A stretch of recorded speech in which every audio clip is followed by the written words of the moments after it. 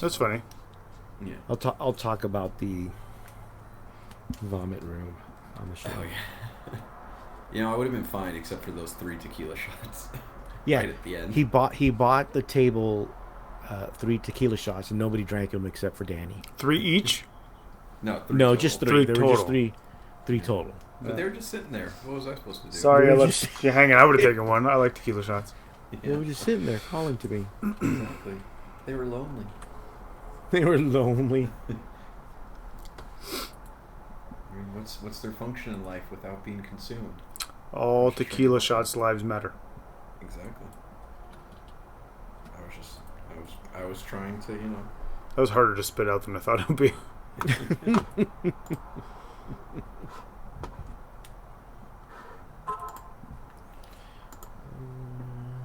It was your good sense being like, maybe I don't make this joke. I don't know. No, like the actual words were harder to spit out than I thought they would be. Whatever. Why were you drinking at Trunkin' No. Treat or whatever it is? No. It was just kids running around to cars getting candy because Edwin's class will be on their way to Yosemite on Monday. Oh, wow, really? Mm-hmm. Taking Halloween from them kids, huh? I'm not in charge of it, Damn. so whatever. That's what happens when you send your kids to a parochial school. Yep. So they gave them trunk or treat. So we were there. At the Trunk school? or treating. Yeah. Yeah, I've seen those. I've heard of those. And they were like, yeah, so it started now and it's going to go till 8:30. And I was like, what? Oh, what? I thought it was going earlier than that. So I left and walked home. Nice. It's like, well, I'm out. Nice. I'm gonna go get a smoke. I'm gonna go get some milk.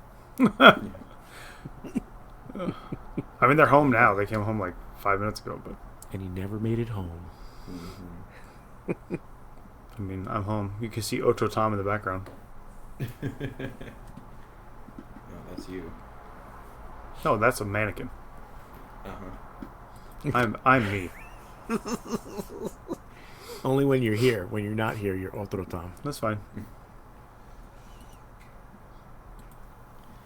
I've should had have to a use my contest. Spanish twice in 2 days, and it's embarrassing. Was your wife there? No, Well, that's why. Oh, no. I mean, no. If I think she's it- there, I even if still she have would- to do it. Yeah, I know. That's why it'd be funnier. no. I had to talk to the guy who was fixing the bathroom, and then a guy at work.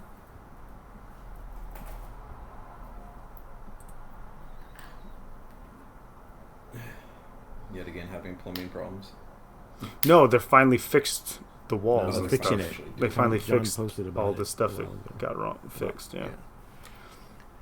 Only took 9 months, but they fixed. That's fine. 9 months, that's fine. They're really good at making things like workable, but then not good at making things like look nice. Right.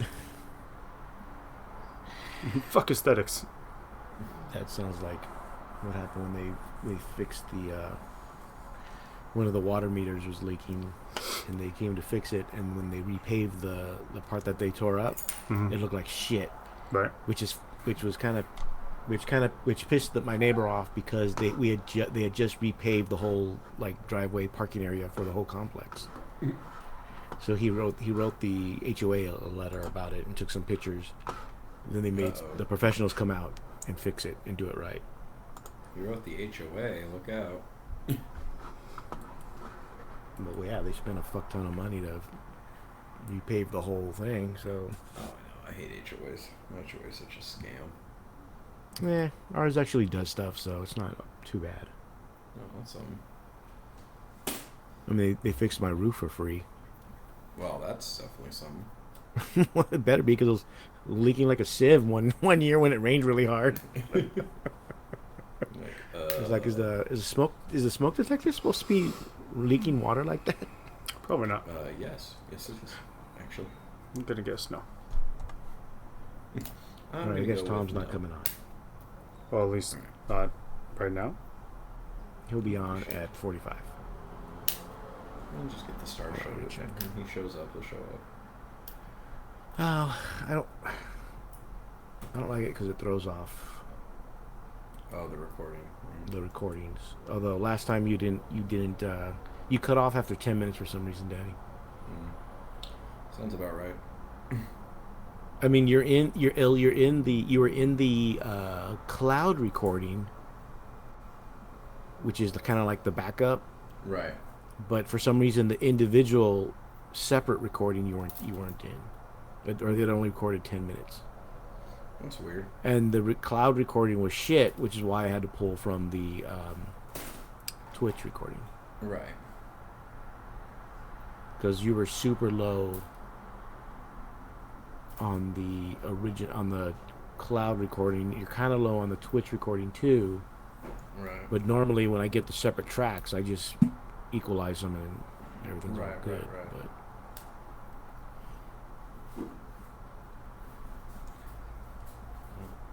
The gremlins hate me, I guess. 1 second. Let me go.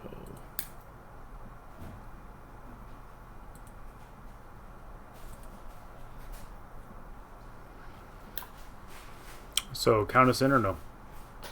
Yeah, go ahead for the time. Hold on one second. Right. Let me start.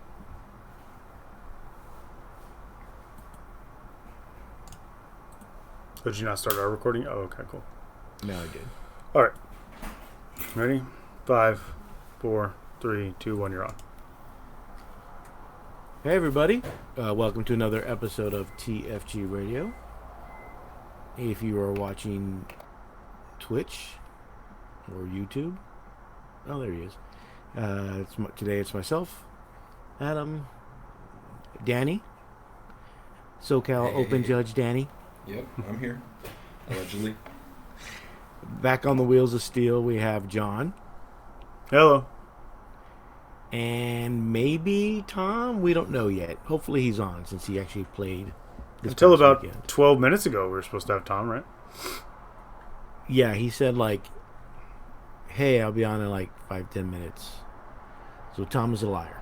That's what I'm getting at. Tom is a dirty liar. We all knew this about him. Why are we surprised? Oh, he just said shortly. He didn't give a time. So his definition of shortly is different than the rest of ours, apparently. Fair enough.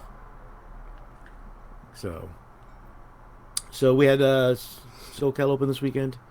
We'll start with... we should wait for Tom. Before we start with that, we did have a GW reveals that showed a lot more of the Imperial Guard stuff. Mm-hmm. Like the Rogel Dorn tank? Which I think is butt ugly, but that's just me. I understand, but you just stand on the back with the stubber and you hit the two guys in front of you with the head with the stubber, or you blow their heads off with the stubber. It's perfect. What is not to like about this tank? Not only is the dude totally exposed in the back, but he's gonna literally murk the two dudes in front of him. It really is that meme of a Family Guy with the Noah's Ark.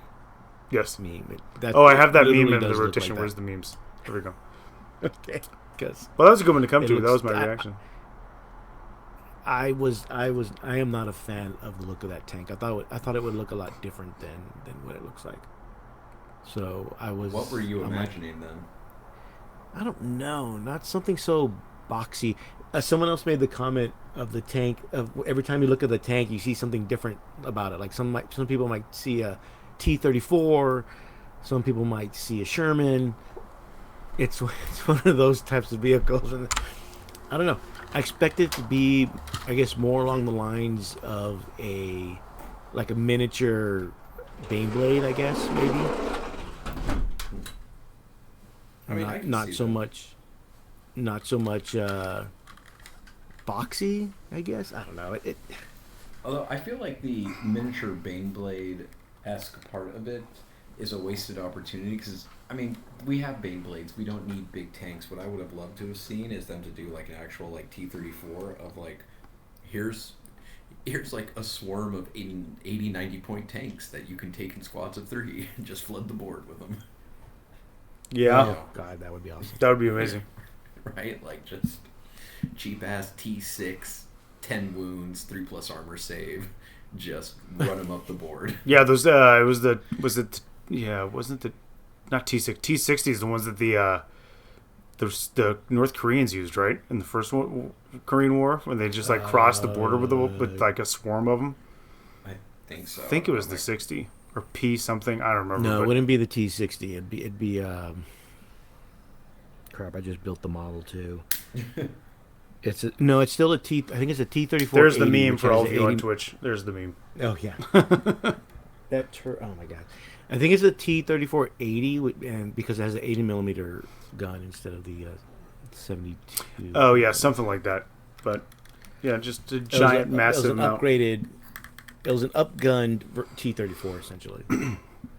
Because you're still talking, Korean War. So this is just after World War II, so it's just a lot of like. Yeah. And this is Korea, so probably a lot of leftover Russian stuff.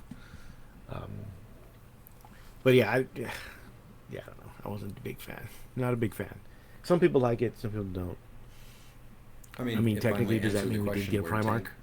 We are getting a Primarch, 2 Primarchs with this release. No. No, that Survey doesn't says technically no. count. It's not how it works. It's not how any of this works. Survey says no. I'm gonna count it. So there was that. We saw the return of the Attilan Rough Riders. Those models I do like. They're fine. I don't know. I wasn't like super enthused. I feel like they'll be good kit bash bait. Like you'll be able to make some cool models out of them. But the way they are now, I don't feel like. I don't know. I just wasn't like blown away. I wasn't mad. I'm not like, oh man, those are horrible models. But I also wasn't like, ooh, these are really tempting. Like I should start guard. The only thing that would be once we see their complete rules into whether people would basically want to buy them or not, other than the aesthetic appeal. That someone did replace Attilans with all the different other types of regiments. I did see that. That looked cool. So maybe it's hopefully they can do like a torso swap with Cadians and Catachans, Stroyans, and all those other different types of Catachans,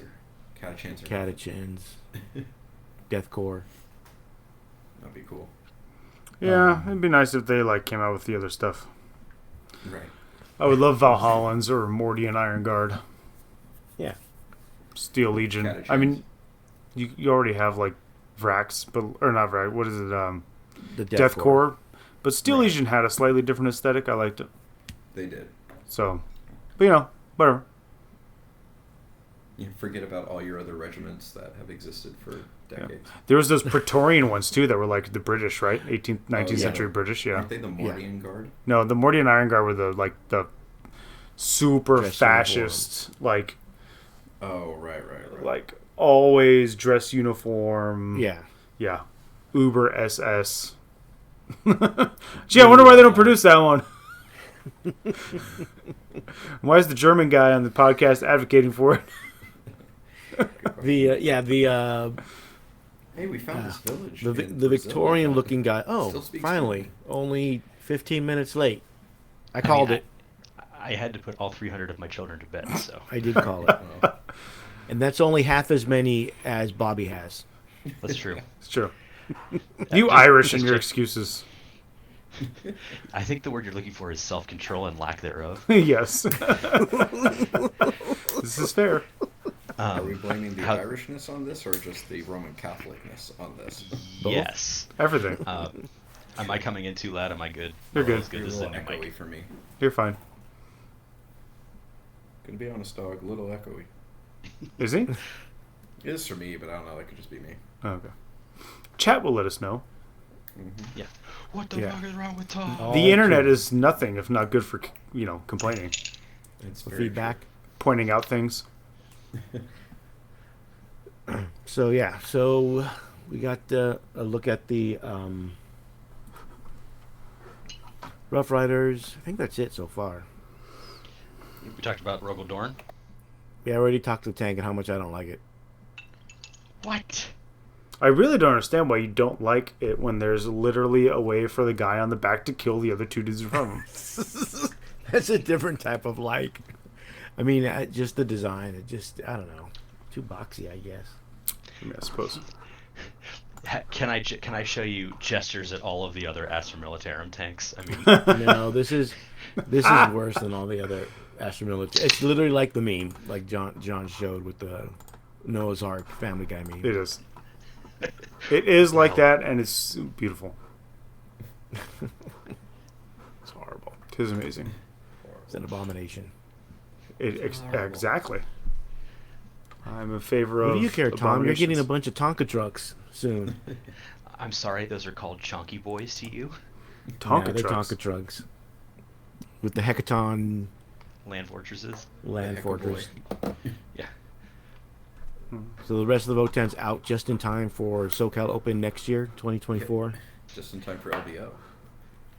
Yes. Just in time for LVO. Yay. Watch out, haters. I'm gonna laugh if they still do terribly. They will. There's You one think? Votan player who's doing pretty Well, since we have Tom on, we can continue. We can start with our trip. Yeah. So Tom and I drove with Jackson down to San Diego. Uneventful trip, I believe. I can't remember. I slept through most of it. I didn't drive, so Old man Solus sleeping in the front seat. blind. Oh, more like blind than old. These aren't mutually exclusive, you know. They're not, but They do normally go hand in hand. normally, but much older usually. So we won't start with day one. We'll start with day 0, which is Friday. More specifically, zero. Friday night, where we met with Danny, Yeah. and we Sure. met with a few other people. Saw some guys from Cruise Hammer that had decided to go to SoCal, and we saw Jay and Andrew. Sat with them, had some drinks. Did they Some still of have us their had- show, Jay and Andrew? No, They I believe they do the role playing game. That's version. right. That's right. Mhm. But they don't do their 40K podcast anymore. Mm-hmm. Some of us, meaning 3 out of the 4 of us, had a bit too much to drink. I like how you act like you're surprised or scandalized. 3. I'm not Wait, I'm not 3 saying- out I of just 4. I said 3 out of 4 of us. I didn't name names. I didn't say who. I wasn't even there. Well, Jackson. Between Jackson, Danny. Oh, I Tom. thought you meant the us's in the show. I was like, what are you talking about? No, you weren't there. You missed out. Good. Yeah, okay. Matt was texting us all that night saying, "Oh man, John's getting slacked right now." Why didn't you guys take him with you? So, what it ended up being, Jackson started it off. Well, first off is the room we got. The room Tom nice. got. The room was easily twice the size of our room from last year. Oh, what the hell? And it amazing. included a bathroom that was probably as big as our room is last year, What the hell? with its own toilet, room Yeah. toilet. I've unfortunately become the unofficial road trip coordinator for the group, I mean, yeah. It's either you or Alan. It's one Yeah. of the two. and Lord knows, never mind. And if we had stayed with Alan, we would have been staying in his camper. Oh, jeez. We would have had to listen to hear about his conspiracy theories and his time on the mountain. Hard pass. So the room was really nice. We got some food beforehand. We had dinner at the place we had to last year. Yeah, I like that place. Not spicy enough though, like according to. That's a whole The nother ramen thing. is not spicy enough. It's just chili powder. Nothing else. What was the name of the restaurant? Do you remember? It's the ramen place Skydeck? at Skydeck. So Skydeck There is we the go. place Skydeck. where they have a bunch of restaurants. It's kind Mhm. of hipstery. You just kind of go and pick where you want to eat. They had a ramen place there. You have enough to figure it out on your own. My favorite part was they were like, oh, because Danny got a nice bottle of sake, and he's like, oh, and so you drink it in these cedar boxes, and you put the shot glass in the box, and you pour the sake into the glass, and the cedar gives these notes, and you let the glass overflow into the box as a sign of prosperity and good fortune. And me and Danny just both look at the waiter and internally are like, my brother in Christ, it is not prosperity to waste my booze. Yeah. No, you drink it out of the box. Yes, but he acted like you weren't supposed to do that. What? And Danny immediately just like, thanks, bro. Downs shot, downs box shot. It was a lot of sake in that box. Yeah, I don't know. When I've been to the restaurants, they always like you drink it out of the thing, and then they take the box and pour it into the cup. Oh, Danny did that for me. Right. Okay. Danny was stealthily trying to get me drunk off of sake. This is why I just drink beer. No. No. We were trying to see how bad that eyesight really was. It was magic. It was. I thought it was like the cup from. I think it was it Endgame, where Thor goes to see Doctor Strange and his mug keeps on filling up. With Oh yeah, God, that's amazing. I wish that was real. So do all who live to see such times. So that night, after all the drinking and carousing, Jackson was the first. Jackson was Victim? the first to, the first The first victim. casualty. Casualty's more like it because I literally thought Jackson was going to choke on his own vomit. Oh, jeez. So I'm going to say Tom went and saved Jackson's life. Cause You guys he realize took you're not young anymore, right? No, don't look at me. So Tom takes Jackson. I mean, I go into that knowing it. Tom takes Jackson to the bathtub and to hold his hair while he's throwing up. Because Danny is in the bathroom in the toilet throwing up, making himself throw up. Sounds wrong. All this sounds terrible. Hey, I realized after a night of drinking and then finishing it off with 3 abandoned tequila shots that when I got into the room and laid down, I just had that realization of like, oh, this is going to go south real fast, so I might as well get ahead of the curve here. That's fair. Did you say you felt dizzy or something? What was it? Spins. The spins. Your condition where you're like, I can't sleep like this. Yeah. Oh yeah, I started getting the spins and was like, nope. Okay, we're the gonna take care spins, of this that's right what it now. was. Yeah. We're gonna take care of this right. You know it's bad when you lie down in the bed and it's like going into the warp. Yep.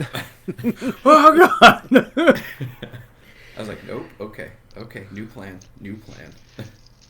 So that whole night, Jackson was basically coughing and I'm assuming throwing up in his bed, which I didn't get out of my bed to help him. So He did once, and that was when I dragged him out and shoved him in the bathtub. yeah, but he did like, later that night also. Oh, okay. Well, He also spoke in his sleep and sang to himself in his sleep. It sounded like. Oh my god. But when he didn't drink, the next night he was quiet. Huh. And so the following morning, Tom was the one that forced himself to throw up. for the same reasons that Danny did, but instead of the night before, the morning of. Yeah. I was like, I'm assuming it was so he can eat more. It was partially that, and it was also because like I was like, man, I want to have coffee. I want to go into my first game a little more level-headed. I feel like crap right now. I don't have to, but I'm just gonna do it. So I just get it out of the way, just in case. Yeah.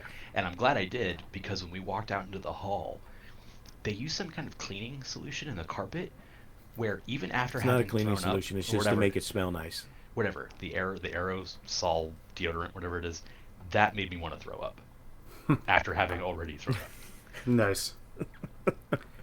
It was a pungent smell, to be sure. Sounds yeah. like it was an okay time to miss. No, Nah, it was blast. Good. 10 out of 10 would do again. Amazing. 10 out of 10. Truly amazing. So, walk into the first day. I'll talk about my first day, then Tom can talk about his first day. Eyesight was okay, I guess. First game, I got paired up against Brad, who I had just played for our league game on Tuesday. Nice. So he already, and I won, but he already knew what to do. So so that I'm hearing an excuse. no, he even told me that. Yeah, he told me what he learned from that game, and basically I lost the game. So, yeah, so that one was just with the bombers running around doing whatever they want to do, and him able to move away from my close combat elements because he had more space. I wasn't able to pin him in place like I did in our league game. I ended up losing that game. I think I scored like 50 something points, so that was fine. Eyesight was frustrating because I kept on dropping dice everywhere. Yeah. And it was the lighting in there was not very good. So for my old man eyes, it was not very helpful. And so I was very frustrated after that game. So I figured I'd probably drop after the second or third game, depending how the rest of the day goes. But so game 2, I was matched with Joshua Curtis, which is funny enough. I haven't played him in 16 years apparently. So. Oh wow. Okay. He used to be part of a group. Him, Alan, Masuda, Ken Krogman. We all used to play together back in the day when GW first ran tournaments in RTTs. So we used to see each other all the time. So it was good to see him again. He was just getting back into 40K and back into playing at tournaments. So they decided to come down. Him and his other friends decided to come down and play at SoCal. So I played him. He's always played Blood Angels as far as I can remember. So we ended up playing each other, and his army was basically the typical multiple Death Company, multiple Sanguinary Guard. And so two melee armies running at each other, basically. There were a couple times where I actually pulled the Bloodthirster out of combat. And for those that don't know and haven't been following, the army was Abaddon, Terminators, Sorcerer and Terminator Armor, Master Possession, Rubric Marines, Legionnaires, 2 squads of Heretic Guardsmen, Traitor Guardsmen, and 1 Bloodthirster with the 8 wound cap, and the Regenerating, which almost never came up during the game, during any of my games, and a unit of Pink Horrors, and a unit of Raptors. So we charged towards each other. And one of his secondaries was he had to kill the Bloodthirster, preferably in close combat with a specific character, because then he gets 15 points. That one came down to the very last turn, and I made a 4-up save to basically deny him those points. I ended up winning that game by about 10 or 20 points. It was pretty close. But I scored pretty high. I scored like 90, somewhere in the 90s, I believe. So I was 1-1 going into game 3. And in game 3, I was matched up with Luke, who if you've been to BAO, LVO, local SoCal, any SoCal tournaments, you've seen his Sisters of Battle, especially with the display. It's like a shadow, light and shadow kind of display. When his army is with the display, it looks really nice.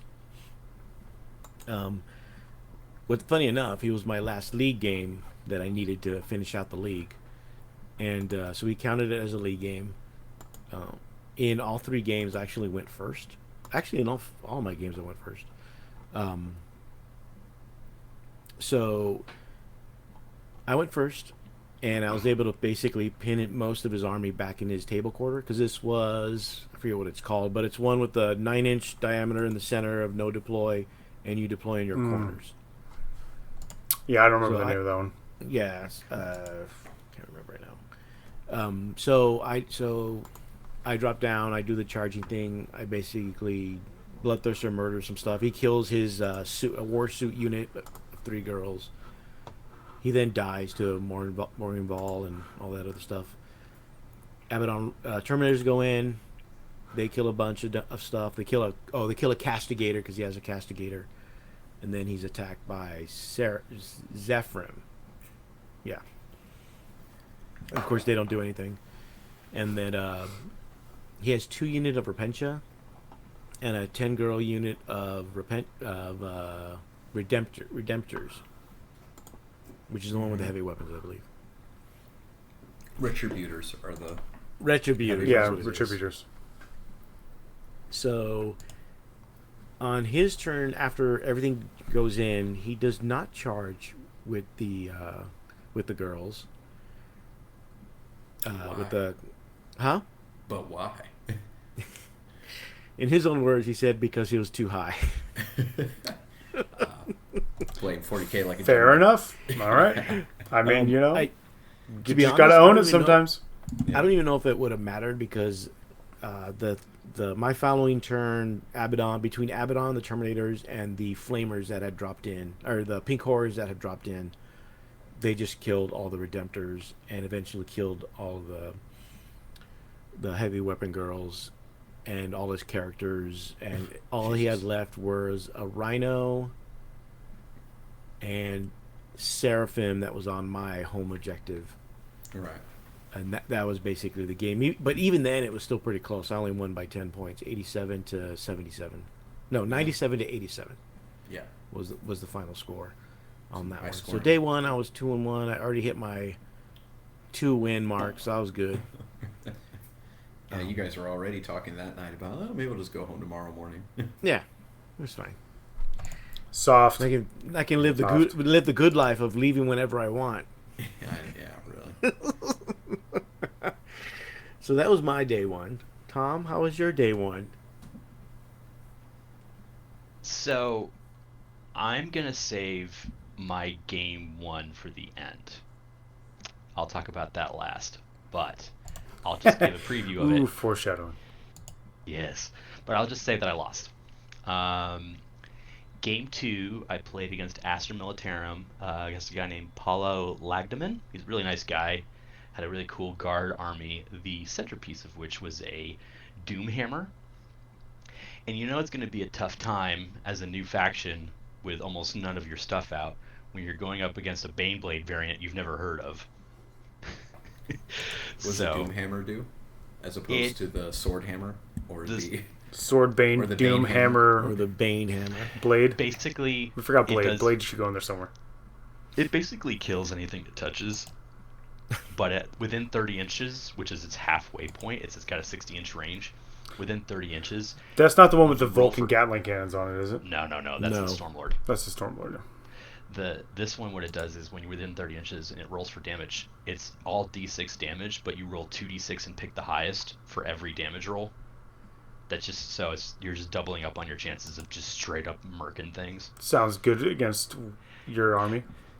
Yeah. So meanwhile, for those who don't know, my army that I was running was Votan, and I was running Greater Thurian League, and I've got a lot of Votan thoughts after this, for when it's appropriate, or if Adam says nope, then it's nope. Blame him. But it was Greater Thurian League, and it was basically all the troops, all the bikes. I had a high call, a sniper call, and a hammer lord. And I really liked how the army functioned, but against this, I was like, well, I only have 24-inch range for most of my stuff, maybe 30 on a good gun. I need to get as close to him as possible without him shooting me. And so when we were laying out the terrain, I just did my damnedest to do line of sight. I covered the midline as much as I could with line of sight blocking stuff that I had control over. And I believe this mission is one of the missions where there is a piece in the middle, and one person gets to move it 6 inches. So I chose to move it, and I just used that to my advantage and stacked it over things, etc. Well, that's table specific. Yeah, that was for our table then. So I go first, which is actually great, and I move because my plan was, all right, if I go second, I'm pre-moving the bikes into hiding. If I go first, I'm pre-moving the bikes up to get into position for turn 2, which is exactly what I did.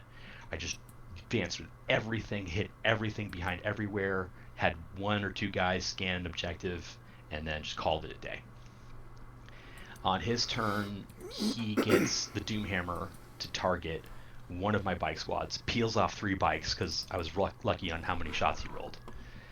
And so I survived a bit of an onslaught there. One of the tanks he deployed on his left side, a tank commander, comes up and almost kills an entire squad of Hearthkin, but some survive. They were to never have died the rest of the game because they hid behind a wall and just held an objective. And then my turn 2, I was like, all right, well, here's what's going to happen. I throw everything into the exposed part of his board, all in range of his Doomhammer. So all 3 squads of bikes and 2 squads of Hearthkin. And just, all right, I'm either going to take this thing out this turn or I'm going to get eaten alive next turn. Threw some judgment tokens on it. I think it already had one because I chose it because it was sitting on an objective. So by the time I got to it, it was max plus with greater 30, you only need two. And I threw the whole kitchen sink. I literally threw every single army, in my army I could shoot at it. It was down to the second to last Hearthkin squad. So all the bikes had shot, another other squad shot. It was down to the second to last Hearthkin squad, and I killed it. And then it blows up. In the process of blowing up, it Nice. kills it. It has a squad of 20 dudes in there. 7 of those dudes die from the explosion inside the machine. On the outside of the machine, it kills half another squad of 10 men. It brings a Lehman Russ down to half health. It brings another Lehman Russ down to a third or I think half health. It straight up kills one of his astropaths. It wounds another one to half, and it wounds the astromech down to its last wound. And I was like, so you're saying there's a chance the last Hearthquin squad immediately targets everything at the wounded Lehman Russ, murders it, and I've now immediately killed 2 tanks. He punches back, he does a lot of damage to one of my bike squads, isn't able to kill it, and then at that point it was mopping up action because he knew the bikes were the problem. He didn't have enough firepower to bear at that point to take care of the last squad of the bikes, and I just go. So that was a good game, and I ended up taking that game 100-58. I think that is my first 100-point game ever at GT. Nice. Photon OP must nerf. No, it's Yes. a lot easier to get 100 in Nephilim now. Yeah. Round. Yeah. Nephilim OP must nerf. Yeah. Here's Tom. We're just gonna take him down that peg real quick. All right, we're gonna move on. I don't like seeing you happy, Doug. Sorry. I know. Yeah. Just remind me I exist. Yeah. That's all I need. My game 3 was against Space Wolves.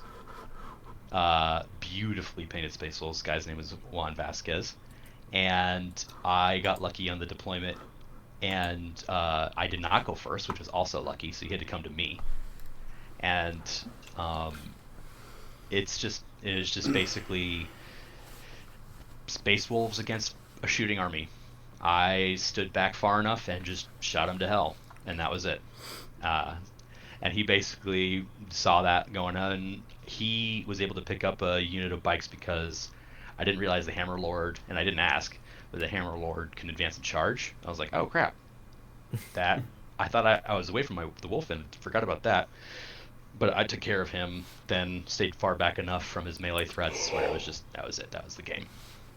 And another thing I got lucky with too is that he had eliminators. He had 2 squads of eliminators that were really well positioned, and one of the big weaknesses of Votann is their dependence on characters and their lack of bodyguard. Because if you lose your calls, that's a whole set of judgment tokens you're not throwing out anymore. And judgment tokens are very important, especially if you're not running Thurian. So I was like, well, shit. Gotta get those grudgements out there. Yeah, so actually I realized I didn't go second, I went first, because what happened was I was like, all right, priority number 1, get in close enough range, kill all of the snipers. And I did. And then I didn't kill anything else, and I was like, sweet. I took a whole bunch of Contemptor Fire, but I had the Weedfield Crest, so I had a 5 up Aura of Invul, and was able to survive his shooting very easily, because after that, his Eradicators, typical Primaris Eradicators, they throw out double shots, standing still, firing at the same target. He had 6 of them, and they killed maybe a model and a half. Yep, sounds about right. John, does that sound about right? Sounds about right. With Eradicator? Sounds like Eradicators. Hey, I got 12 shots. Cool. So how many wounds did your Tervagon take? Eradicator 9? math. Okay. So I was also 2-1. I killed that tank, right? No. So I was also 2-1, and I've had 1 or 2 SoCals where I've lost both my first games of each day and won my second 2. So I knew, like, oh, even if I lose my first game tomorrow, I could still go 4-2, maybe. But it was also at that point that my wife had let me know, oh, both our kids are sick and have fevers, and I'm watching all the kids alone, and now I don't have babysitting help. And I was like, well, let's just see how game 3 goes or game 4 goes tomorrow. If I lose, then I'll go home. No. Go help out with it. See, go help it's out all the fam. Tom's fault. No, sir. I don't like it. It's all Tom's Yeah. kid's fault. Yeah, insert any parent live here, kid's fault. I mean, it's universal. Come on. It's true. It's true. I'm not unique. No. No, but it's still your fault. I mean, if that makes you... Danny's over there nodding his head. If that makes you sleep better at night. I mean, sleep better at night. Amazing. Anyway, all right. What's your date? What was your last game of day 2, Adam? So day 2, I got paired into Yanari, and so I'm assuming I may have to file an ADA claim against Danny for pairing me up against an army I couldn't win against. So Take it I over got to paired Delmar against Fairgrounds. Yanari with basically pregame movement and infiltrating units. So, and my army is a very heavy deep strike army. So that was basically the game. Have fun. Make friends. Have fun. Yeah. And I lost. So that was basically it. The guy was really nice. He's really helpful. I still had the eye issues.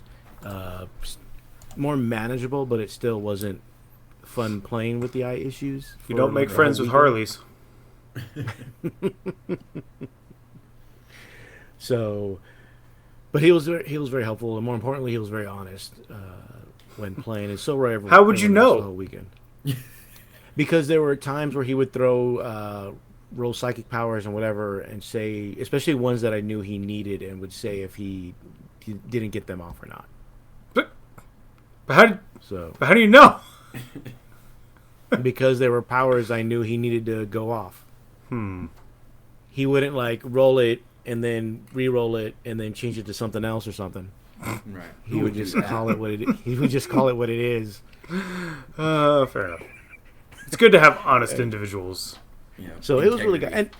and it's so one of the things about when you judge so many events, and you know a lot of people, and a lot of people know you especially, is people will come to your table and say hi, and my opponent, I don't believe didn't know who I was, Don't which is you know fine. who That's I usually am? how I like to play because I don't need any of that extra like questions being asked. To be honest.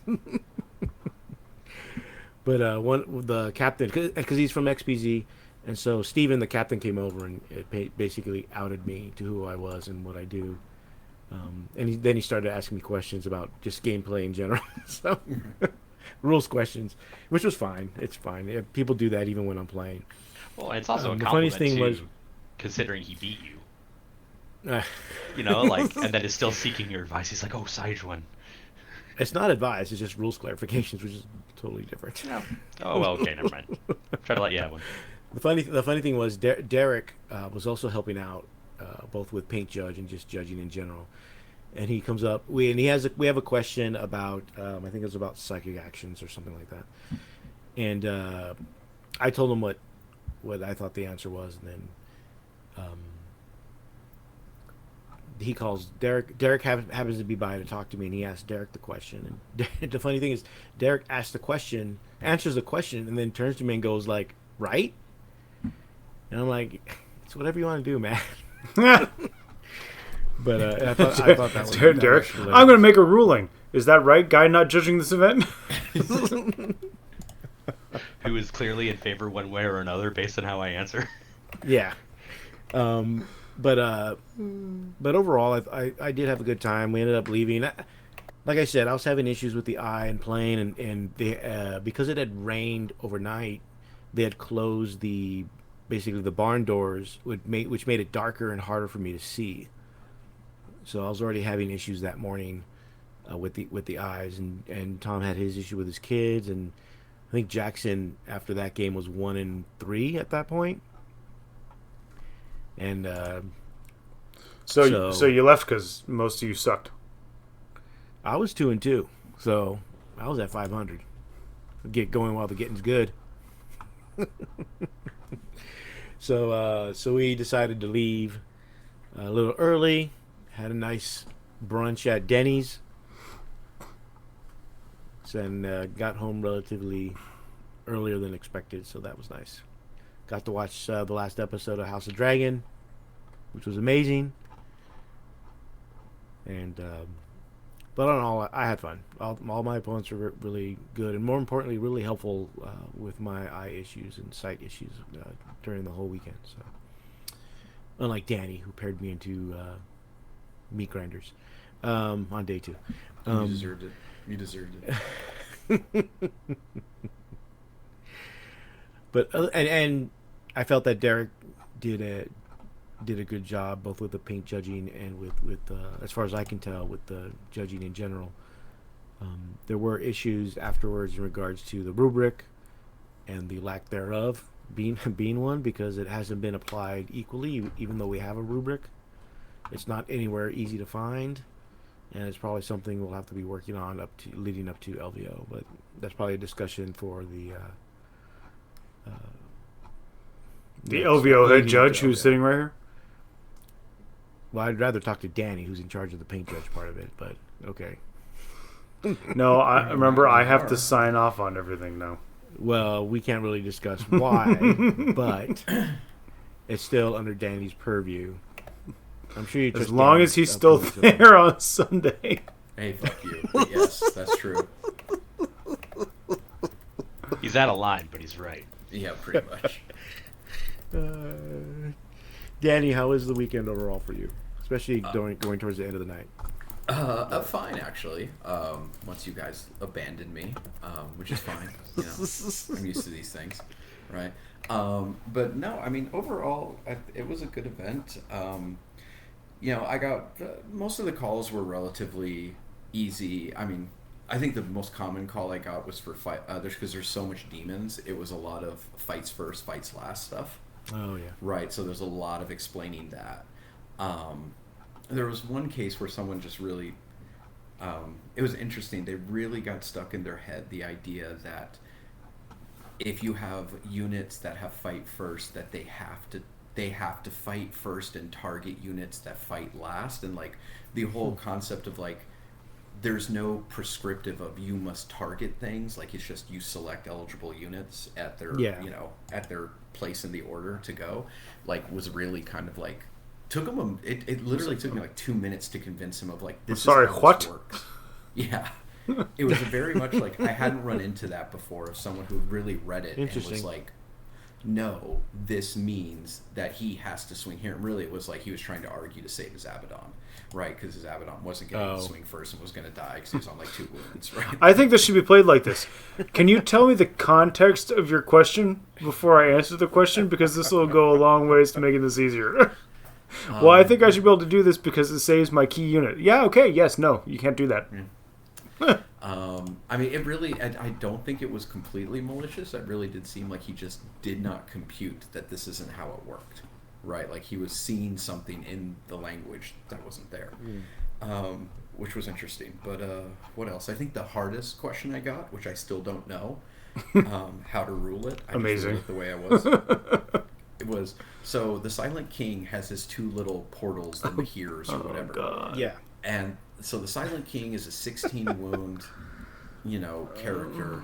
So it character blocks for smaller characters, right? Can we just let the addition die already? Yeah. Anyway, yeah, basically. The Mahirs don't have the character keyword. They're only 5 wounds. And so someone was trying to use them to look out Sir, another character. And it just becomes this weird thing of like, well, they don't have the character keyword. They are vehicles, but they're part of a unit that has a character in it, right? Like, there's no real rules for blah, blah, blah. And so it was just one of those, like, there's good arguments on either of these. I don't fucking know. I just said no because it seemed gamey, right? I don't think it was intended by Games Workshop for the Mahir to character block, right? I agree with that ruling. Yeah. It's the least powerful of the rulings. It's edge case. Hasn't come up before. Yeah. I would. That's probably what I would have done too. Yeah. So, it was one of the only answers I gave where I felt like, I'm really kind of just going off of this is what I think was intended, as opposed to there's a clear logical reading of the rules that leads me to this place. Yeah. What else? But yeah, I mean, the rule calls, the thing that I found really interesting actually over the weekend was that there were definitely some kind of contentious or chippy games. People did not call me to intervene in these, right? Like there was one game, round 3, where one player was basically like, I don't want to play you, had a bad interaction and conceded, and it was like, okay, I totally get that. Especially because one of the players involved doesn't have the best reputation, to say the least, in the SoCal scene. but it was also one of those things of like, why did he have to come get me and tell me what happened? Why didn't the person who felt aggrieved in this situation come and get me to ask me to mediate, right? Like, if it's a contentious like that, to the point where like you don't even want to play, why aren't I, why is this guy coming to get me, right? Like, Right. to talk to me about it. And then there were a couple of other games where people were kind of complaining, like, oh, this guy, yeah, he wasn't, he kind of sucked to play, or yada yada. Or it's like, I think he was getting rules wrong. And it's like, why don't you tell me this when it's happening, right? Like, and so that was really kind of my common refrain for the weekend was, anytime someone had a quote unquote bad game or a game they didn't feel was very clean, I would find out after the fact, not like, hey, I'm here, let me help you resolve this issue, or whatever. And the thing is, like, it's not like I was like tucked away in a corner, like hanging out, like, playing on my phone. I did my 15 miles every day, right, walking the hall. I would, every round, I would do the, getting the round started, making sure people are going, telling people to start their clocks. I would do the 2-hour mark where I go up to every table, and if they had a clock, I'd check their clock. If they didn't have a clock, I'd tell them they had 2 hours left. Did that with an hour, did that with half an hour, did that with with 10 minutes, right? Like, I was around and moving around the hall a lot, right? Like, I was definitely visible. So it kind of boggled my mind that people would, again, have issues and then during their game, but not actually do what they're supposed to do, which is advocate for themselves and call a judge. Right, and so that's kind of my biggest takeaway, honestly, from the weekend, is if you are at a big event and you feel like a game, if you just feel the game is off or something's not right, just call a judge. It's not an insult to your opponent, right? Like, it's anyone who gets mad that you're bringing a judge over is probably doing something shady, right? Because I got called over to a lot of tables and both parties were like, oh, well, we just didn't know how this worked. And I'd tell them, and they'd be like, oh, cool, right? Like, it's not like an issue. They're not, like, mad at each other because I needed to be there. So it's one of those things of, like, it's just hard for me to imagine that you're playing a game, it's not going well in an interpersonal, or you think maybe they're getting rules wrong, and you just don't ask for help, when that's, like, my whole job, besides running BCP, is to actually help with those issues. So, if you're at a tournament and you're playing, advocate for yourself. Call a judge if you feel you need to. Don't be shy about it. And if someone calls a judge on you, don't take it as a personal insult.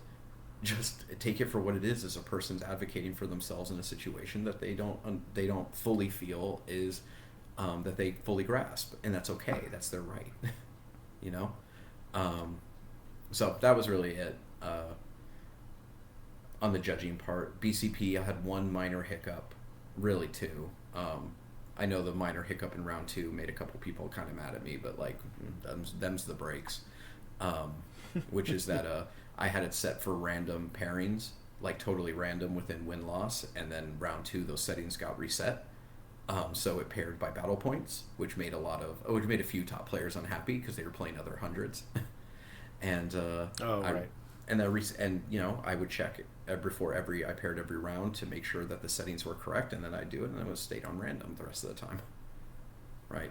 I mean, I like doing round 6 as ranked, because I feel like, oh, you're in the championship now, you should be playing people of equal battle points, more or less. But I wasn't going to do that twice in a row of like, surprise, here's another ranked match, out of nowhere. So I just kept it on random the rest of the event. Had an issue with pairing. I started doing the last thing. I started doing the LVO thing we actually tend to do, that we need to codify, I feel like, which is anytime I start a round, if someone doesn't have a pairing, right, or if their opponent left, right, like, and they're not there after the 15 minutes, I didn't do the, here, let me repair you, blah, blah, blah, which is the flat, you get a 70 win, they get a 0.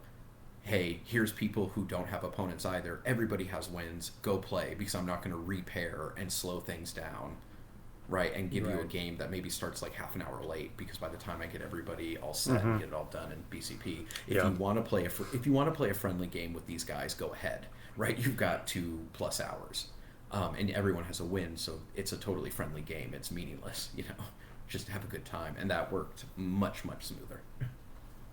Right. I like that. That's a good system. It's especially for LVO where there's so many people, it takes forever. to figure that out. I mean, in all honesty, that was my only way to win my game 4. I mean, one of the XBZ guys almost didn't make it for his game 4 when he was 3-0. He like literally ran in as fast as he could because his opponent was literally watching his clock. And the moment he was literally like, the moment it hits, he's 15 minutes late. I want my auto win. Yeah, I mean, And I was like, that's your right. That's what's in, that's in the rules, right? The ITC code of conduct. I'm not going to take that away from you. You know he's on his way. You know he's running late. You're being a petty bitch who wants who wants an easy win, but you are within your rights to do so. It says here if the professor doesn't show up after 15 minutes, we can legally leave. Right. yes.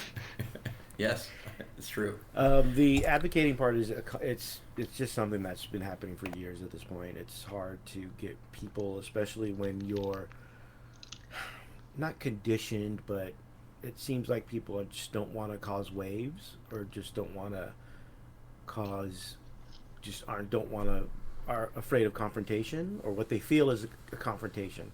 And it may not be. It may just be a simple, I don't understand the way and it's happened with me where I'm not getting it, and I need an adult to explain it to me. So to tell me how this works. So it's fine to question.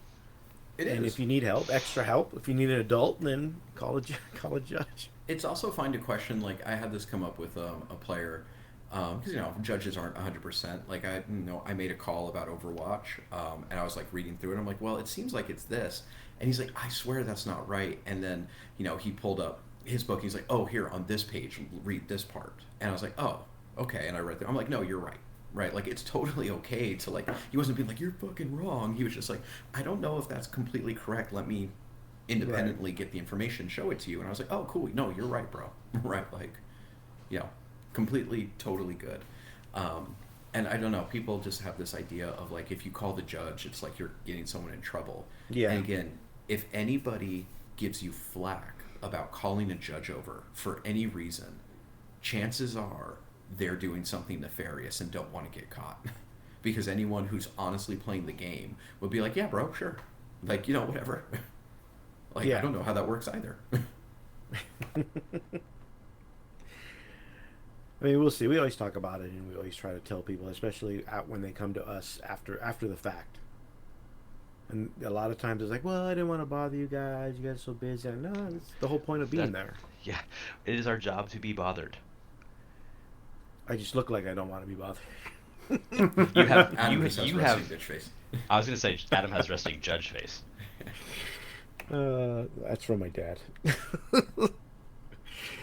But yeah, so it was a lot of fun. I had a great time.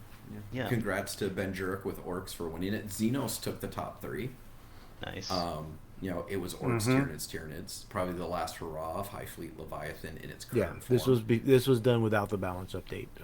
We'll talk what a about surprise. it in a little while. After Tom tells us about his game 1 that he's been teasing.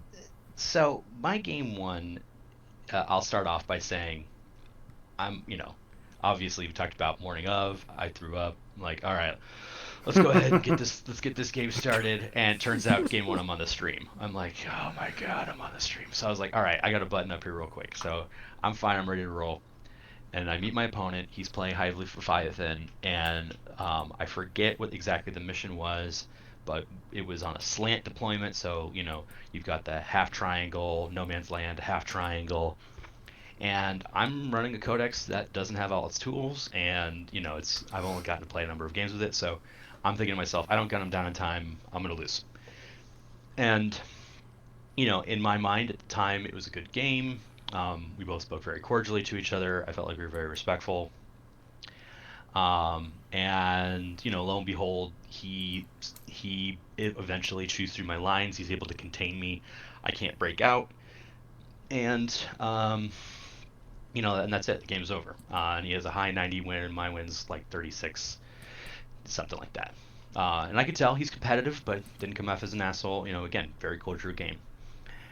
I learned after the fact in the weekend that there were several things about that game that I was unaware of / during and then after the fact.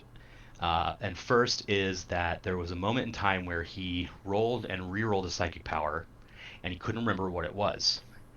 Now he had been rolling Onslaught and a Catalyst for pretty much every, the two mainstays of his psychic phase, and those are both pretty important. And I'm not a super Tyranids knowledgeable player, but I know about Onslaught and I know about Catalyst. And so he asked me, after he re-rolled for power twice, he stopped, he paused, and he asked me, hey, what power did I roll for that he re-rolled for? Because he failed both his rolls. Which one did I ultimately fail? And at that moment in time, I was caught up in the question. I didn't stop to ask myself why he was asking that question. And I said, "Oh, I'm not sure." And I wanted to. Part of me was thinking like, "Oh, maybe we can check the chat. Maybe Stream saw it. Maybe the guys behind us were watching and saw what power it was." And then he goes, "It was Catalyst, right?" And I was like, "You know what? Yeah, that sounds right. It was Catalyst." So I agreed that's what he did. Then he re-rolled for his other power, which at this point was Onslaught, and he got it off. I learned later that people watching on stream saw that he announced Onslaught, failed the reroll, pretended like he forgot, and then said, "Hey, what did I roll for?" Now, I didn't rewatch the stream. I'm going to take the stream at word, but I will give my opponent this and say that there is always a chance he legitimately just forgot. I mean, hell, at the end of the day too, he said this is what I rolled for, and I agreed to it. And even though you can't make your opponent agree to a false game state in good faith, I ultimately agreed with it. So that was problem number one. Problem number two is actually something I will call him out for, which is where Votann have this rule where you can take the bikes and pull them off the board in one of your movement phases, and then put them back on the board as strategic reserve in later turns. So I do this with a squad of bikes now that his backfield looks pretty empty and all he's got are the biovores just shooting things, and they're basically the only thing on his objective. I go back there, I kill them, I take him off that objective, and all of a sudden now he has to split his army in two, which is exactly what I want him to do. But so, he starts talking about strategic reserves. It's his movement phase. He knows I'm coming in next phase, and he says, well, I've got spore mines. Well, this time I'm going to put the spore mines down here to block you from coming in. He literally says those words. I'm going to put the spore mines in here to block your reserves from coming in. Someone else pointed out after the game, and I looked, spore mines have no effect on where you can come in or blocking reserves whatsoever. Right. I took grind them down, and he was right. They don't count towards grind. They can't use to be score any kind of victory points whatsoever. At the same time, they cannot be used to block reinforcements. That one I blame him in because he literally spoke to the effect of, I am putting these here to prevent you from coming in. And he knew his army well enough where he knew that was not right. But he didn't explicitly say. So, in other words, he went the full 99% of breaking the law and leading me very much to believe this is what they are here to do. But then, with the 1% of, had I asked him point blank or said point blank, they can't do that, or can they actually do that, and actually put him down to a black and white yes, no, the wrong answer means you're cheating, he would have backed out. I know he would have. And he'd be like, oh no, you're right, I would have seen it. I could easily see him doing that now. And then finally, there were people who said that they had played against him before, and he plays gotcha hammer, he plays this hammer, that hammer. I don't know. At the end of the day, do I think it affected the outcome of the game? No. I think I was going to lose that game. Might have been a little close. I think I got one of my secondaries wrong, so I think I ended up having less points anyway. And yeah, so it's not about whether or not I was winning or losing. But there was a bit of brouhaha, especially considering Tyranid groups were very interested in this game. A lot of people commented on this. I got pulled into a Tyranid group to comment on it. And you're welcome. Yes, that was you. You saw what happened and said, hey, here's the Votann player. Here's Tom. All I can say is that I definitely was going to lose that game. And even with the psychic power thing, I agreed to that outcome, even if it was presented to me in bad faith. I don't know if it was or not. And maybe there's a very good chance he didn't know his own spore mine rules. Those are all possibilities. Ultimately, what I want this to be is there's a PSA about 40k and cheating. Because we talk about cheating in terms of blatant cheating. Mm-hmm. And blatant cheating is obviously It's bad, okay? Like, you're not supposed to do it. But then there is this form of cheating where you skirt the edge of that line as close as you can to pull out every possible thing you can to eke a win, to do this or that. And honestly, it's just as bad, in my opinion. Are you being legal? Sure, maybe in the thinnest veil of that term half the time. But if you're doing everything you can to trick players or be dishonest, and let me mention this. There's a difference between volunteering information to be misleading and not sending anything until asked. And then there's also a difference between that and saying at the beginning of the game when basic questions are being asked, getting a sense of, well, what is my opponent talking to me about? What are they afraid of? Oh, they're afraid of me overwatching like a Tau style thing. I can't do that, but as Ultramarines, I've got this strat. Like, like presenting the right information if asked the right questions and doing so in good sportsmanship is always the way to go. Like, especially when you're playing against a player who clearly isn't like wearing a team jersey or like one of those huge names. Like, people who are just run of the mill. Maybe their meta doesn't like. I know Tyranids fairly well, despite that mixed up with the Spore Mines. I don't see Spore Mines a lot actually, and I know Chaos decently well because there's a lot of Chaos around here, and Yep. Tau because I played Tau. Mm-hmm. Ultimately, it's about good sportsmanship, because otherwise if you're not doing things in completely good faith and you're doing every little thing you can that skirts that gray area to win, it's essentially tantamount in my mind to cheating, because you're going against the spirit of the whole game. You're going against the whole reason why any of us do this. It's to win. Yeah, but you can do that and have fun. And I actually remember that was a conversation we had when we were talking. He was I sensed things were getting like, all right, he was being very regimented about, and I was like, hey, like, don't worry. I mean, this is just a game where we're gonna have fun. He's like, no, I'm here to win, and I was like, well, yeah, I am too, but I'm gonna try and win. I'm gonna That try and should've win, tipped but you I'm off. also, Yeah, man. I know, and that really should have. I think if anything, So, hangover brain big prevented red, me. big red flag. It should have, yeah. So I will say this regarding my opponent, because it's very easy to look up who he was because everyone has access to BCP. There's one of two realities. There were misunderstandings, people got rules wrong, and it was just a regular game. So, and that is 100% possible. There's also the possibility that he did all of those negative things that I was talking about. That is also possible. We're in a we're Schrodinger's cat state of a game. If there was a mix-up, it's one of those things where it's like, hey, you know what? Just pay attention more during your games. Advocate for yourself, and learn. Sometimes learn more rules other than your own codex. Sometimes it helps. You will remember little things, and it'll help you spot things out. If it was the secondary, I really use it night, dude. That's it. Because if you're playing Gotcha Hammer and cheating to sleep at night, then that's honest. If anything, I just feel bad for you, and I don't hold any animosity towards you. But it could be the first one, and we could have had just a great game. I'm Yeah. not accusing you of one or the other. Mm-hmm. And that's That my was TED very talk. weak. I blame your kids, Tom. Adams, the court recognizes that Adam still blames Tommy's spawn. That's probably the correct answer. Yeah, more than likely. I mean, and overall, it was a great game. I don't care for drama when I can avoid it. People were like, "Hey, he cheated you," and I was like, "Oh, damn, really?" Because he still kicked my ass. That's weird. Well, that onslaught That's fair enough. changed the game a bit, dude. It might have changed it like 20 points. He wouldn't have had a high win, I don't know. but he still would have won, in my opinion. I'd have to go Tyranids- back and look at the game save. Tyranids don't like being shot like that. No one They does, rely on Danny. Speed. They rely on speed. Yeah. I'm more than happy to take a breather, or I can talk about Votan now. I don't think I saw show notes. We just talked about Votan. No. New Votan ideas. Because We actually, just I talked will say about this. I will say this ending comment. So the drive back, we're all talking about a bunch of stuff, and I was telling Adam, I was like, yeah, man, after SoCal, I usually get 40k fatigue and don't care until LVO. And I was like, now I just want to play like 17 more Votan games, like this week.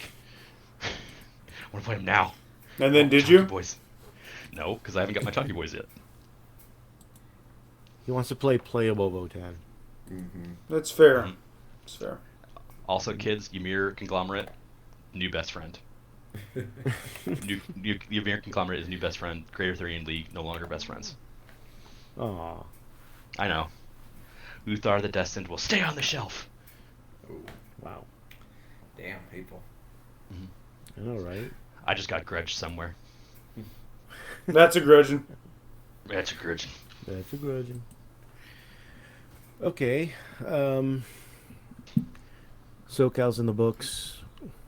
Most of us are done until LVO in terms of judging, at least. Yep. Yeah. Frontline released their schedule for the next year. With SoCal. if you don't count LVO, there's 2, 4, 6, 8 events. It's a lot. Dun, dun, I thought it was during 10 the events. Summer, there's once like every month. It's 9 right now. 9 with LVO plus the September one that they haven't announced, right? Doesn't that make 10? Yeah, so first is LVO, then Cherokee's at the end of February, and then 2 weeks after that is the new one in Denver in March, Mm-hmm. and then Memorial Day weekend is Bay Area Open. June is again Atlantic City Open. July is again Lone Star Open. August is Cruise Hammer. September has actually question marks, Mm-hmm. and it just says surprise TBA. So I guess no team tournament as far as we know. We'll see. And then October says SoCal. Maybe Open, the but surprise is that they're only going to poll people playing in the team tournament for what the format should be, so that the people who are actually playing get to play the format they want. Imagine that. Maybe that's the surprise. Lies. We'll see. Maybe that's And the then surprise. October still says SoCal Open, but the dates aren't there. But I probably won't be able to go because I'll be in Mexico for my sister-in-law's Quinceañera? wedding. Oh. Quinceañera. No, she's well beyond that. I meant your quinceañera, but sure. Sure, if you multiply it by 3.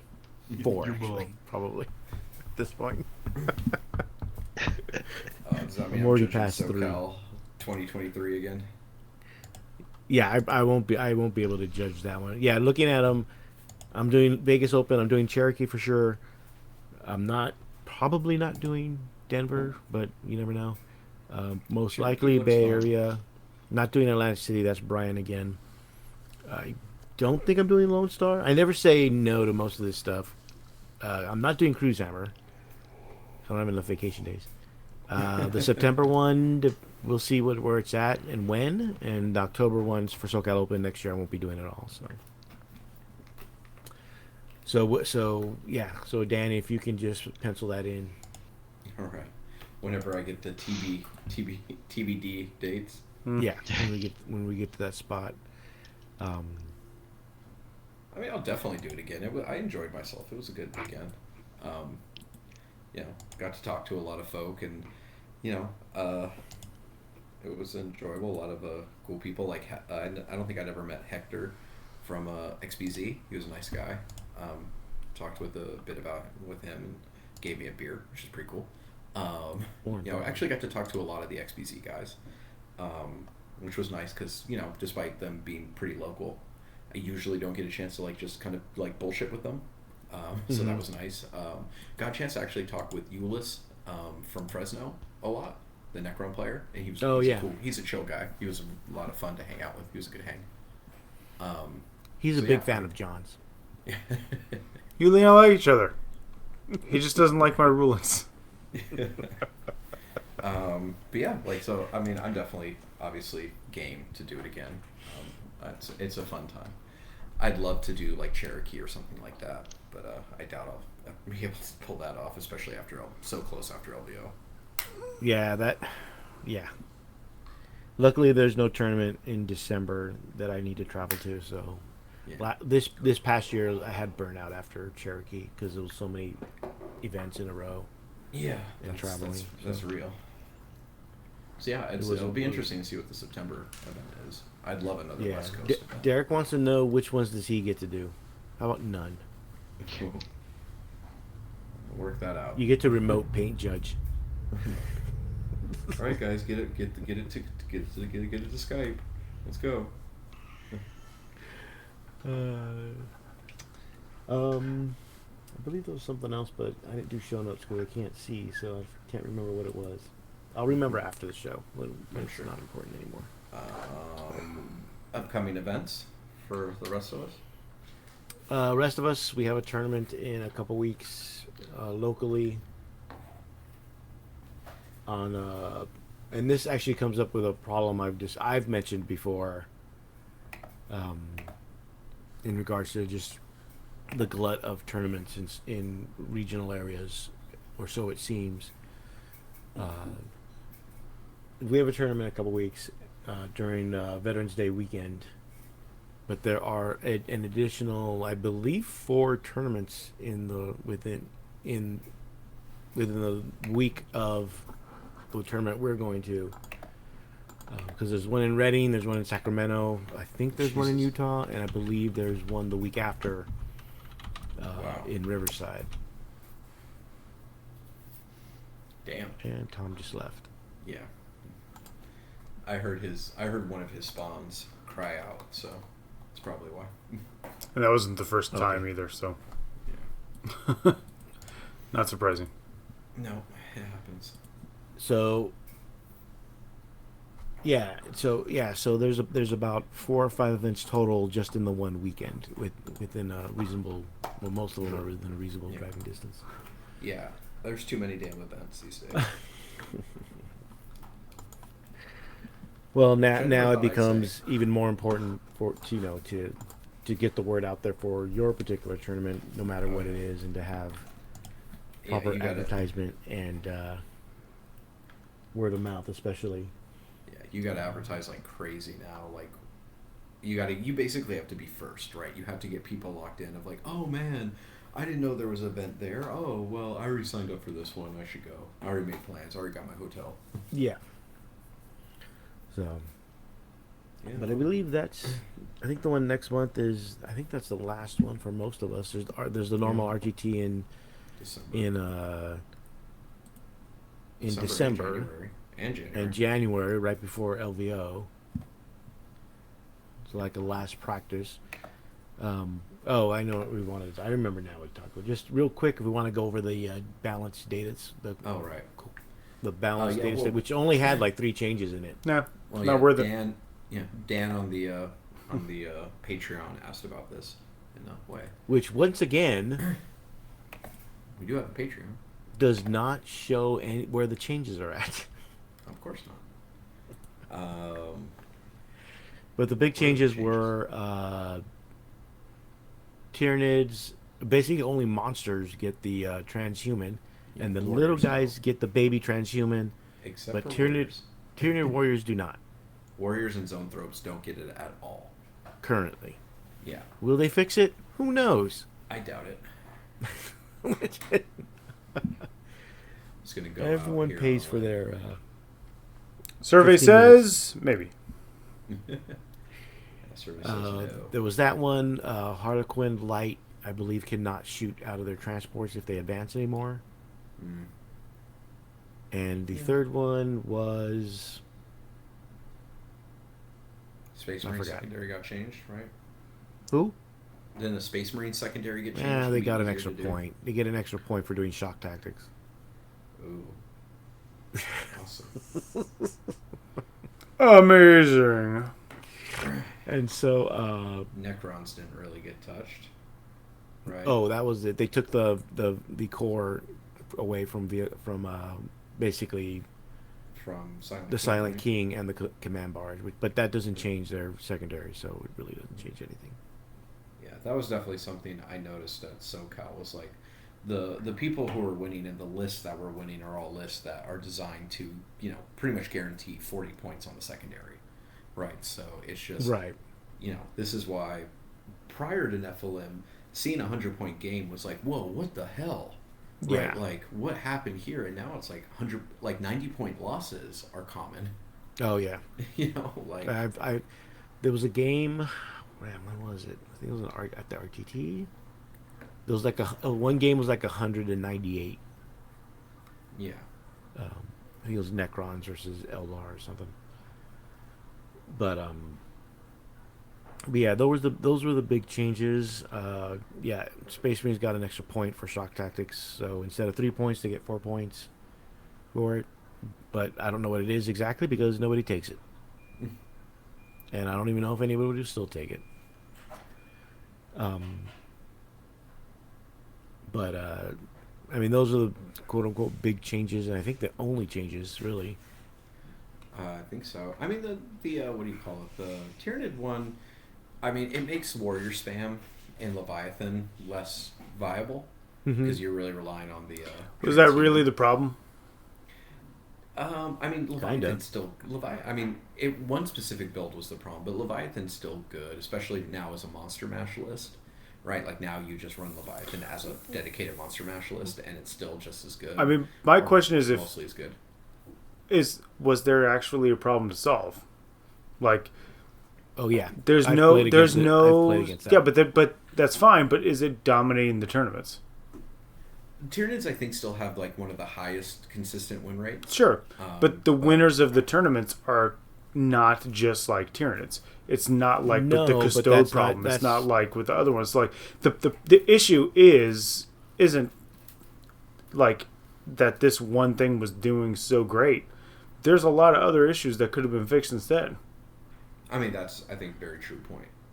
That there was a lot of things that could have happened that didn't, right? Like toning down. I mean, honestly, the best thing they could have done would have been putting the cap back on codex secondaries, right? And being like, you get one. You get one or two, even, not like all three if you want. They they also rolled back the rest of the AdMech stuff. But I don't know if people are going to play AdMech when you can win with simpler armies. Yeah. I mean, I think that's as long as you can take as many codex secondaries as you want. I don't think it's going to matter. The armies that have good codex secondaries are going to win. Yeah, I agree. So you're still going to see Necrons. You're still going to see Sisters of Battle. Eldar have a couple good secondaries. I mean, even Tyranids, they have, depending on your build, have at least one workable one. And then Tyranids are really good at the book ones, like Raise the Banners, right, or, Behind Enemy Lines or Table Quarters or whatever. So, I think the joke among Tyranid, in the competitive Tyranid world is like people are going to stop complaining about Leviathan Nids and suddenly start dealing with Kraken Nids all of a sudden that are on you turn one. So, I mean, I think we're just going to see more of the same, to be honest. I don't think the balanced data slate did anything, really. Yeah, I mean, it's interesting. So Dan asked the question of... we're going to that? Yeah, well, we're on the topic for right now. Is that, are our expectations too high? Is GW making too loose of game rules and are players demanding more structure, or are they just not good at balancing? Or are they just trying to make a fun game and then people are taking it to the competitive extremes? All of the above. I mean, it's always been that. I mean, competitive 40K has always been trying to make a tournament rule set out of a game that was never designed for it. Yeah, it's not GW has never professed to be a tournament game. Yeah. The only tournament game they have, by their own admission of, like, this game was designed for tournament and competitive play, is Underworlds. Yeah. Which is really good. It is. And people should play it more in tournaments. Yeah, like, it's a really good, tight rule set for the most part. It's interesting. Yeah. It's dynamic. It evolves, and it's a good rule set. Yeah, for sure. It's just not... Again, people don't want to play Underworlds competitively, though. People want to play 40K and, Age of Sigmar competitively. So, I think the biggest problem is... Big monster. Big monster. People really want GW to make their two flagship games competitive games, and they don't want to. And this is kind of their attempt to appease the competitive space. I mean, not to mention that's really hard to do. Yes, a game this complex with this many factions, with this many rules interactions, it's arguably completely impossible to do. Just flat out. It's almost, I think there's a fair argument that 40K is just too big and too complex to ever make truly competitive. But video games. Yeah. But video games run on software. Right. That's all based on mathematical models. Yeah. Stop bringing facts into this argument. It's the same thing as a tabletop game. It literally is all of the above. Yeah. No, it is. GW has never, until 8th edition, essentially, they have never They've never even acknowledged the competitive side of the game. Yeah. Yeah, and again, they don't. Again, no one. I don't think anyone GW sits down when they're writing rules for 40K or Age of Sigmar and think about like, okay, what is this going to how's this going to work in the hands of a competitive player? They're just like, I don't know, here are the rules. These seem fun. These seem to match the theme, right? This captures the essence of the unit. Right. And it's like, well, okay. I mean, and part of this too is like a lot of the good stuff in 40K, like the way the codexes have changed in 9th edition to be much more flavorful, right? Where you can build much more interesting armies that actually fit the fluff. Like that comes from a lore-driven foundation to the rules as opposed to a competitive foundation. So I think they're smart. I would never say GW is smart enough to do anything, but it feels like maybe they're lucky enough to stumble into the reality of competitive players still are the minority of this game, right? Like the vast, for the all 190 or whatever people who played at SoCal Open over the weekend, so many more people probably in just the SoCal area played a game at home in their garage, with friends, like screwing around. Like that's the real customer base for them and still is. So I don't think it's in their interest or would even be wise to try and turn 40K or Age of Sigmar into these hyper-competitive games where you're going to have to sacrifice flavor, right? You're going to have to sacrifice the identities of codexes to make the game more streamlined and balanced, right? Like, it is what it is. You can't have 20-plus factions all with bespoke sub-faction rules, all with rules designed to capture their lore and their flavor. You can't expect that to be balanced at a certain extent, and we the jackasses in the competitive world ask that. True. And then get mad when it doesn't happen. It's true. Which is like, I don't know what you want. Mm-hmm. Well, that's why the GW Open events are the way they are. Yeah. I mean, let's be honest, they're not really that competitive. Not until you get to the final pod where it's all Art of War guys or whatever in the same Right. pod. It's all the guys that make money off of their coaching services or whatever. Right. I mean, for most people, like, again, that's why I love being when I walk around the quote unquote bottom tables. Like, man, it's just generally a lot of folk having fun, like win or lose, like just enjoying a game, which is what the game is designed for, right? I don't know about that. There are a lot besides you. There are definitely a few people who, every time I come by to give them the time mark, will always just look at me super salty. I didn't tell you what like, I didn't tell you what happened at the team tournament.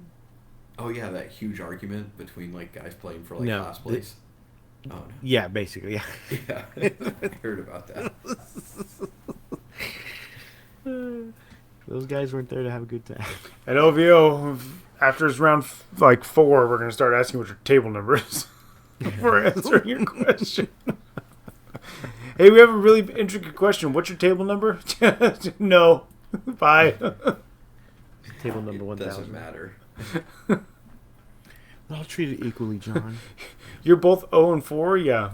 Dude, guys. Go sit down and read the books together. Yeah. There are definitely a few of those questions. So, since we're on that topic, if there's any questions in the chat, ask them now. How do roll morale?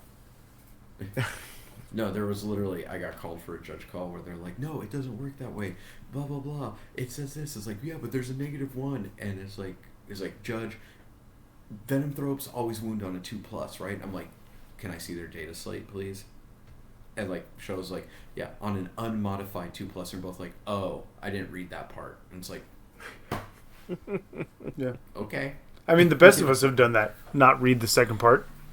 Everyone Actually, does that. We've all done something it. That was funny at SoCal was before games even played, one guy came up, he's like, hey, I want to know how you're ruling this because I see a lot of demon players getting this wrong. And I was like, okay. And he gives me the demon codex about manifestation. He's like, so if you read this paragraph here, it's like, they can only show up in your deployment zone or the mid table. They can't show up in the in my deployment, the enemy deployment zone. I read through. I'm like, well, yeah, according to this, they can't use the manifestation rules to do this, but they can still deep strike in. He's like, well, where does it say that? I'm like, well, because they still get to go into reserve, which means they get to come, via D strike. Yeah. That's part of the rules. He's like, well, it's like, so they have to pay CP. I'm like, well, I guess it depends on certain wordings, but like from here, yes, they can't manifest into your deployment zone. He's like, okay, great. And then it comes up at not involved with that guy, just at some people playing. He's like, hey, so a friend told me it doesn't work this way, and then he shows me the full page with like the rules above it, where I'm like, yeah, it specifically says they can always come in more than 9 away, right? Like they can just deep shrink. Yeah. And I was just like, oh, I've never had someone try to get an answer out of me by not showing me The whole part of thing. the rules. Yeah. I know that this part tells me I'm wrong, but I'm just going to not show that part to the judge and hope. I was like, wow. Nice. Okay. But in any case, Classy. we do have one Patreon question besides Dan's, which we answered, which is from Joseph Gilbert, the winner of our Votan box. What should it be my next step now that I have an unexpected leaks of Votan box? Should I wait for the start collecting or something else? Buy the land train tank thingies. Yeah, Buy everything. Buy 3 of everything. No. Don't listen to Adam. Yeah. This is a patron, okay? We need to be nice. Actually, not the big tank. It's the littler ones that are better. The Sagittars. Yeah. The ones where you take 2 of them, you can split the squad between the 2. Yep. Yep. Exactly. That's the one. Buy those. Yeah. Those are good. Load cart. Press buy. Yeah, especially because you can put the 2 Magna rails in in one car. You can put the chumps you don't care about dying in the other car, and the other car runs forward with the chumps, gets you some objective play, maybe pop a banner, they die, who cares? Your 5 dwarfs with a Magna cannon and a med pack and the sergeant to tank wounds are there to fucking blow things away, right? Seems good. Boom, easy profit. Yeah, Sagittars are good. Or you put Berserkers or whoever in there, right? Like, but the Sagittars are good, and they answer a big problem with the Codex, which is the speed to get to the midboard early. So, Right. like I would wait and get Sagittars, and then think about if I think it all comes out like this week. Yeah. I think it's all on pre-order. I think everything's on Yeah. pre-order. Yeah. So Or the rest I would of get, it. Yeah, I get at least a couple Sagittars. And then it depends on how you want to build the army. Do you want melee, then get Berserkers, or the Terminators? If you want infantry horde, just get the start collecting boxes and do infantry and bikes, and then a couple Sagittars, and you're probably okay. That'd be my suggestion, at least. As I dream, I suddenly make a bunch of money and can start a squad army of what I would do. So no. I still want to play squads. I think I'd probably play a melee build, which would be bad, but I just kind of want to be like, go trucks, go my Tonka toys. Go my Tonka. Fair enough. Yeah. The one thing that's nice about the Chonky Boy, the Hecaton, is in the Ymir faction or whatever, they get a 4++, which is pretty nice on a 2+, 4++. Oh yeah, because of the yeah. Yeah, that's pretty beefy. Sounds good. Yeah. I think that's it. There's nothing in the Somehow chat we because they don't want to. They don't want. If you haven't heard, you can hear me on Signals from last week with Kicker and Seth. That's old news, Danny. That's about SoCal. I know, but if you want to hear my voice and me being remarkably charming as always. Some people just want to listen to the sound of his voice, Adam. Don't judge. It's true. Don't judge what I fall asleep to at night. Wow. Don't hate. Appreciate only it. read. Only listen when you're doing your readings. Oh yeah. That's only over Zoom. Only one person on this podcast went to his last reading. I'm just saying. It's true. It's true. I did say only over Zoom. Yeah. Well, Adam doesn't leave his house. I was there in can't. person. I can't. If it's not Adam near can't a drive if it's right not now. near a metro So- station, I can't. I'm not going to be there. That's true. Fine. Yeah, that's fair. Fine. Now you make us feel bad as shit about your disability. Nope. Making us all ableist and shit. Nope. I'm white. Yeah, Danny. I have no guilt. Making me play against a tough army. If you had just told me before, like, I didn't care. I would have rematched you against Brad because I know you guys just played. But I really wasn't paying. I was just like, oh my god, please alert BCP. Oh my god, let me get all this shit right. There's enough issues going on with BCP. I don't need you to Yeah. get to. Yeah, don't add things to the pile, Adam. Yeah. I didn't. Yeah. I asked one time and it paired up naturally. You're like It the did, he asked handicapped person who parks in both handicap spots at once. I got That two was eyes. funny. Yeah. Need both Adam- spots. No, I got one gun for each of you. You look like you're seeing double. That's good. That's still, oh man, Val Kilmer is still amazing in that movie. I just rewatched that not long ago. Yeah, I was did just too. Like, man, this has to be one of the most perfect performances ever. To just take that dialogue and go even farther, because the dialogue's already amazing. Look, darling, he this just Johnny takes it Ringo. even- Should we hate him? I think I hate him. Or my parents like, was he so mad? It's like some people are just born angry, born mad. It's like, what's he so mad about? Being born. I like the one where he tells him, "That's not what he said. Your Spanish is almost as bad as your English." Oh, Johnny Ringo's an educated man. Yep, I think I hate him. No, that's now I'm sure I really hate him. Yeah. Such a good movie. I think that's enough for tonight. You can just keep couple going on appreciating Tombstone. Cinematic masterpiece. You're gonna do something, or you're just gonna stand there and bleed. I believe, I think that's it. Just a reminder that there is the podcast Grand Alliance, which is apparently shortening as we speak all the time, which includes TFG Radio, Pod Save the Imperium, if we ever do another episode. Well, We say no. Flying Monkey Wargaming Podcast, and those guys are actually at the KC Open this weekend. Yeah. If you're there, make sure to say hi to them. And if you like Age of Sigmar, there is Party at the All Points. which is one hell of an episode they just did about their super secret Castle Con, which is like a big like invitational AOS thing they did that everyone involved in that podcast was super happy to do. So, the one thing I will say about Party at the All Points, in general, like we like to fuck around and generally be pretty salty about things, but like Dayton and Tristan and Bud are so genuinely joyous about the game they play that it's hard to not appreciate that there's just What are you guys just saying? like we like doing this, and so we want you to like that too, and it's amazing sometimes. We It's like how doing fun this they're- and hate it, and we want you to hate it too. we want you to hate it in the ways we hate it. But you hate the right way, Yeah, not the exactly. wrong Hate way. the You have to right hate it the way. right way. I mean, obviously, we enjoy what we do here because we wouldn't have been doing this for how many years for basically no money and time out of our lives. What do you mean, Otherwise, basically? No money. Adam makes some money. I don't care what Adam makes. A negative balance doesn't count as making money. This is true. Tax write-offs, it's fine. I haven't read That's any. why Adam.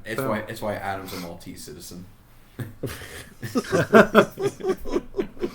Gotta get that tax haven in Wyoming someplace. Yeah, right. Oh my god. I wish I was smart enough to know how to do that. How come all your mail goes to a mailbox on open land? Mind your business. Yeah. It's not a PO box. I haven't violated any laws. That's right. There's nothing there. I'll pitch a tent. There's a mailbox. There's a mail. Yeah. I'm sorry. There's a federally recognized mail delivery address. Oh my God. Stop giving away all Where my do you- secrets. Yeah. Where does it say in the Constitution I can't cheat on my taxes? Explain that to me. Where does it say it? You can't because it's not there. Okay, we run our course. All right. All right. Don't forget our sponsors, Hammerhead Games, hammerheadgames.net. Also check out their Facebook group, the Shark Tank. And don't forget our other sponsor, which is Gameology Pasadena. You can see What a great website. You can see them at gameologygames.com. They do both places both have web stores, so no matter where you're at, you can find. Hopefully, if you can't find it at your store, you can find it on their store. Yeah, they have an So- Gash that I'm just like trying to justify buying because once I have Nagash, I think I have almost every big. Isn't model Nagash for the Age of Tomb Sigmar. Kings one or whatever? Yeah, the angriest black man in Age of Sigmar / Fantasy. I mean, I He's don't know awesome. how you haven't bought him yet. I used to have him, and I sold him when I got out of when I sold my Tomb Practically Kings for losing money by not having this model. Fantasy. It's true. I know. Big Bone Daddy. Also, Okay, don't well, now I forget don't want you to that my book is still on pre-order. You just go to militaryminiaturepress.com and look for Obsidian Blade. Obsidian and the old Jesus title. man. Obsidian Empires. Got the name of your own game wrong, bro. What the heck? It went through a lot of names in my head. Yeah. We called it Flower Wars at one point. Again, I was not in Rules favor of by- that one, by the way. yeah. Well, that's what they That were was the called. first one. That one was too nice. Yeah. I think at one point it It was sounded better in Obsidian and Spanish. Gold.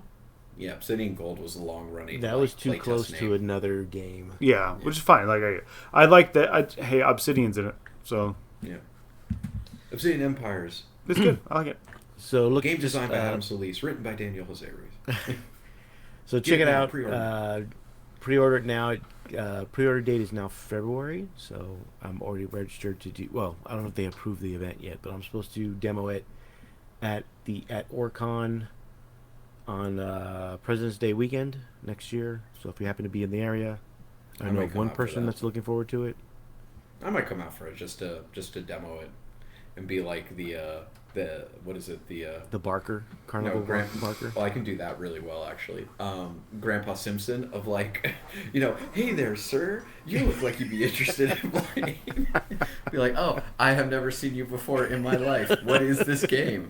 It seems incredibly interesting. I can't wait to play it. Wow, this game is so easy to learn. I've never played a miniatures game before. So I'll be there. I may also go to a couple stores in the area to demo it once I get copies and things of that nature. So you'll hear me talk more about it soon, hopefully. But again, go to militaryminiaturepress.com and Obsidian Empires. Make sure to pre-order it. The more you pre-order it, the more I get to do follow-up to that game and hopefully others. Because there's a lot of ideas in this head. Not all of them good, but there's a lot. So I believe that's it for tonight. Danny, any last words? Play games, be nice to each other, and advocate for your fucking self. No one's going to do it for you. Wow. Advocate for yourself. John, it's been a while since you've been on. Hasn't been that long. It's been a month, technically. Yes. Whatever. School sucks, smoke weed. I don't know. Not too much, because then you forget to charge your You'll flunk all your assault glasses. units. Yeah. Yeah, that too. Yeah. I will say one of the funniest things when I was walking by that game is at one point Adam and Luke are just sitting next to each other Oh, yeah. and like talking and still playing the game, but they're like right next to each other. And I could tell Luke was on another plane of existence. Oh, yeah. Because I've been there. I get it. All love for Luke, who should have kept playing, because if he kept playing, he was in contention for Run Man. There you go. He had kept winning. But I just remember thinking, like, oh shit, it's the literal and metaphoric blind leading the blind right now. Also, I did bring a cart to move everything around. It was super helpful. It was, especially because I had the cooler. Yep, kept my diet. Mountain But Dew. having black painted models on the black Cart.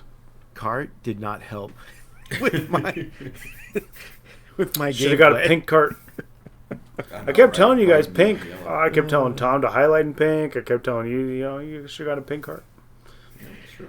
But John, High any words of contrast. wisdom? Yeah, use pink more often.